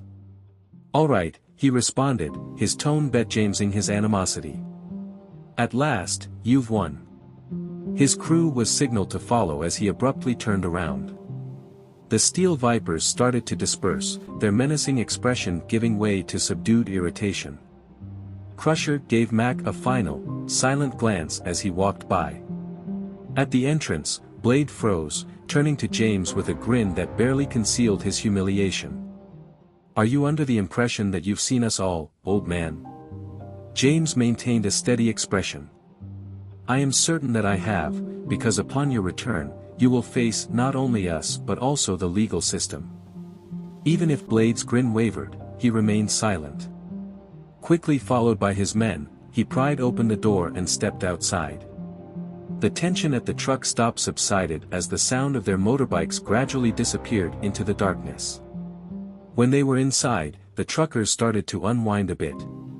Mac, with a low chuckle in his voice, leaned against the wall. I guess the message finally got through to them. As Jimmy sat down, his shoulders relaxed and he nodded. It took them far too long. Pete stepped out of the kitchen, a look of relief and fatigue on his face. Do you honestly believe they've vanished this time? Gradually, James shifted his gaze away from the window. This is a losing battle for Blade, and he knows it. It was necessary for him to witness it himself. Lisa and Sarah slowly made their way outside, their faces lighting up with joy as they noticed the truckers cracking smiles. Lisa cautiously made her way to James. She whispered a thank you. James nodded at her little finger for everything. No need to express your gratitude. Here, you will find a community. We look out for one another. Warmly, Sarah tapped Lisa on the back. We're fortunate to have him because he's correct. With the burden of the night removed, the truckers resumed their banter and joking as they began to restore order to the cafe. As Mac walked by, he gave James a shoulder clap. Leadership is something you seem to naturally excel at. Has becoming mayor ever crossed your mind? In response, James let out a laugh. Stick with trucking, I say. In a sham toast to James and to claiming this space as our own, Jimmy lifted his mug of coffee. The other truckers agreed, and the friendly atmosphere they created was contagious. The truck stop was finally free of the steel viper's clutches. As James beheld the horizon, a sense of unwavering determination washed over him. This group would persevere through whatever obstacles that crossed their path. Disclaimer. This channel stands against all forms of intolerance, discrimination, racism, and violations of human rights. The stories shared here are original creations, developed to encourage reflection, understanding, and constructive dialogue. All content is produced with a commitment to respecting diversity and honoring human dignity.